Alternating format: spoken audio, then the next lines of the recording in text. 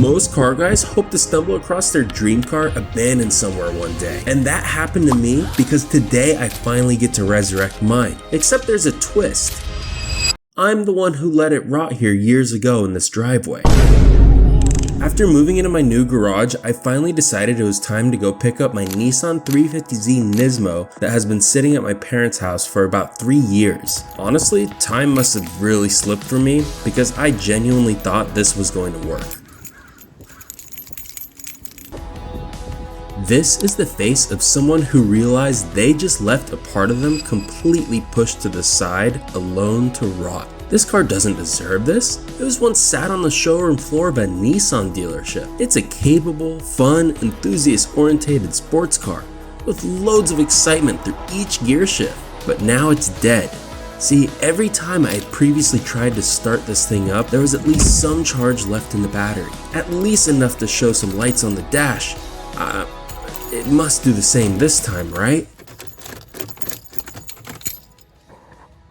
Knowing that I had basically drained this battery multiple times in the past, and considering the last time I started this car was several months ago, I knew this battery was completely dead. But out of pure curiosity, I wanted to know just how dead it was.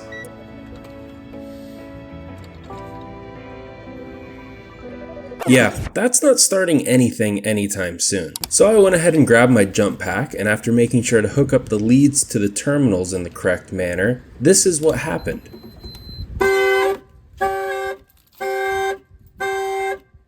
Then I heard the sound of some relays clicking, but I wasn't too sure why they were clicking instead of just flipping and staying as is. But I figured I'd go ahead and check the voltage again, and this is what I got. So now this thing should fire up right away, right?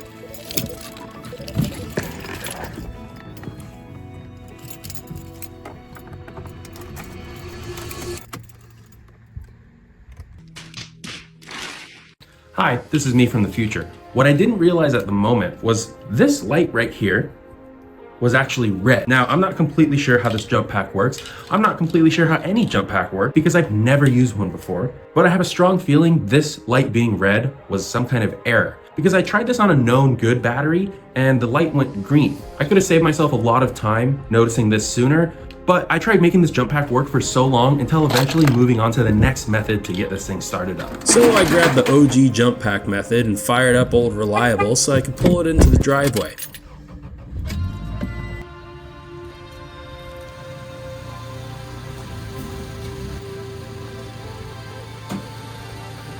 Now, just as a public service announcement, please make sure that you connect your jumper cables to the correct terminals on your battery to avoid this from happening. As you can see here, I almost made a fatal mistake myself, and I've done this hundreds of times. Well, now I just need to wait for a minute, because considering how dead the Z was, there's no way it's going to start even though it's plugged into the Tacoma. It's going to need to charge for a couple minutes, so we'll wait a couple minutes and I'll get back to you. One eternity later. With how long this car's been sitting, I'm going to be amazed if it starts right now. Nothing. So after revving the Tacoma up a bit to help charge the battery, I tried again. And again.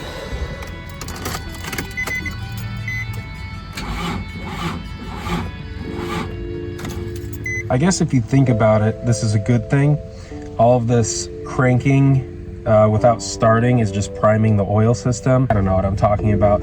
I just know in cars that sit for a really long time, it's a good idea to prime the oil system before actually starting. So while this is annoying that it's taking so long to get started, it is beneficial because it's priming the oil system.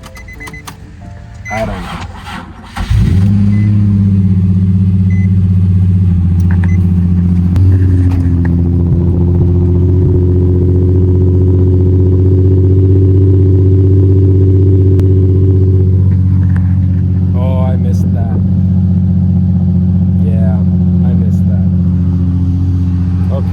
Let's get these jumper cables disconnected and let's get this thing home.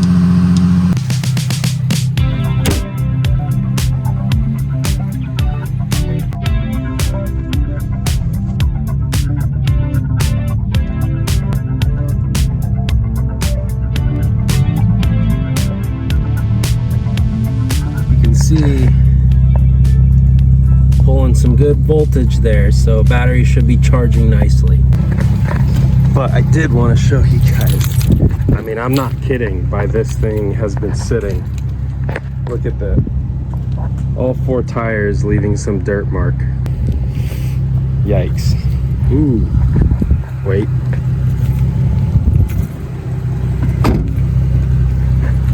Ooh, but look at that though. She looks good out on the street. Can't stall. Can't stall or we gotta do that all again. Oil pressure's good, everything feels good. Clutch brake feel is nice.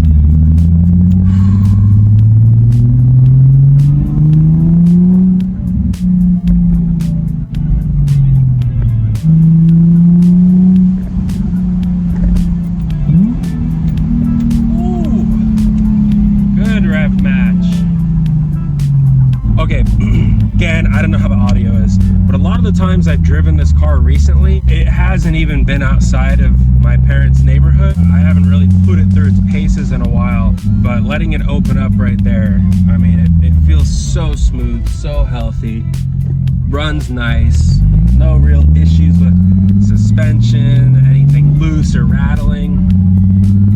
Feels really good. But that doesn't mean that this car needs nothing. It needs a lot.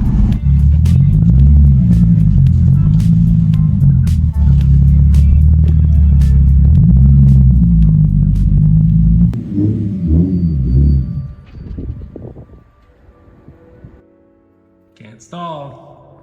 Can't stall or we gotta do that all again. I stalled it. Unfortunately, now that the Z is the only car I had home, I had to ask my super nice, awesome girlfriend for a ride back to my parents' house in order to grab my Tacoma, so that I could go to good old Costco. I called around a few auto parts stores and Costco's price was about $70 cheaper than everywhere else, so it was a no-brainer. And while I was out, I realized I was right across the street from a Nissan dealership, so I went inside to see if they had the seal I needed. Unfortunately, they did not, and they told me I wouldn't be in for a couple days. So I went back home and got started on swapping the new battery in. It is entirely possible the old battery was just not making a good connection because of all this corrosion built up on the terminals, but I'm still definitely glad I got a new battery, considering my old one is about 6 years old. At this time, I was really regretting not pulling this trim cowl piece off to replace the battery, but I managed to get it out anyway. Okay, let's try that again.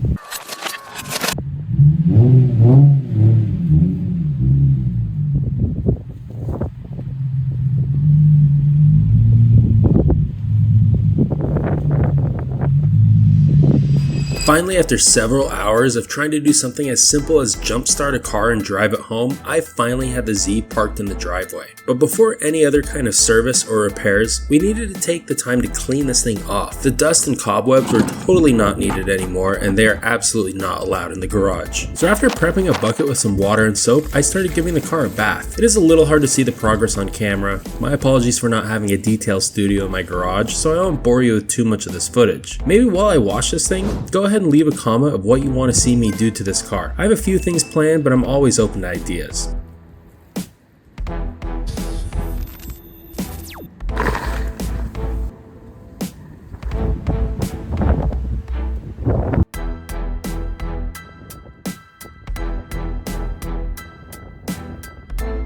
Next, I needed to go ahead and do the wheels. I always forget that it is better to do the wheels before washing the car itself, but whatever. I did a very simple process of spraying some wheel and tire cleaner on the wheels, brushing it to agitate, rinsing it, and then applying some tire shine. After replicating this process on all 4 wheels, it was finally time to pull the Z into the garage. Thankfully, my friend Angel was there to help me back into the garage safely. I've never had my own garage before, and now I totally see why people hang those tennis balls up.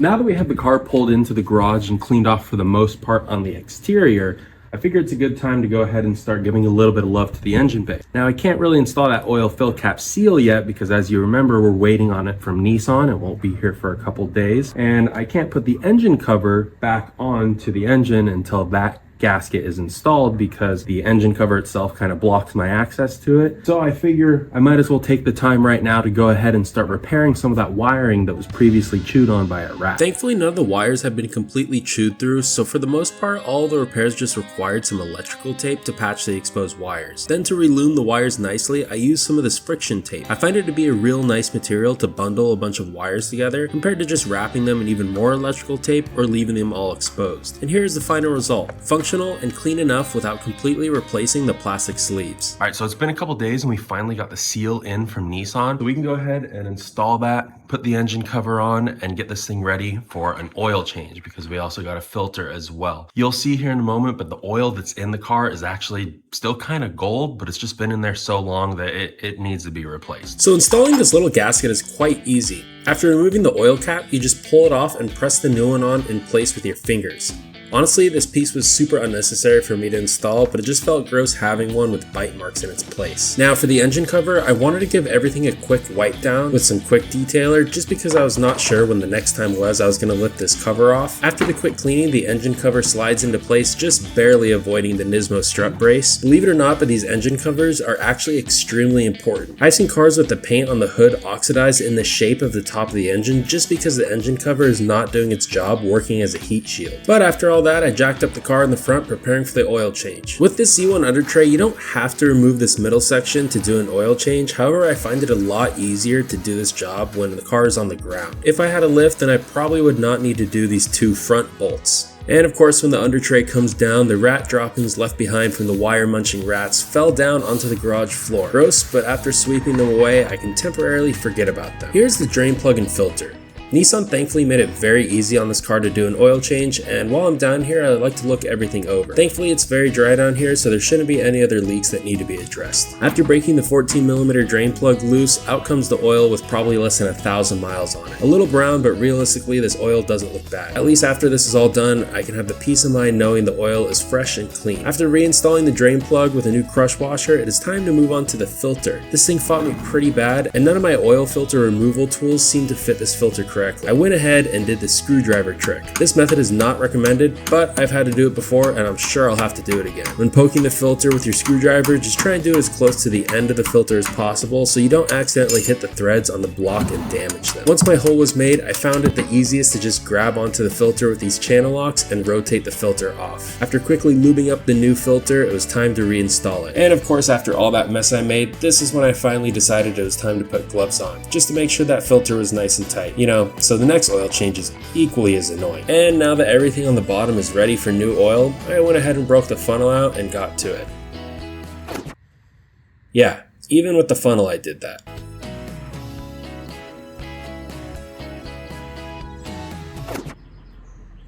Okay, let's pretend none of us saw that. So after adding the oil and checking it a couple times to make sure I filled it enough, it was time to start it up and pull it back into the driveway.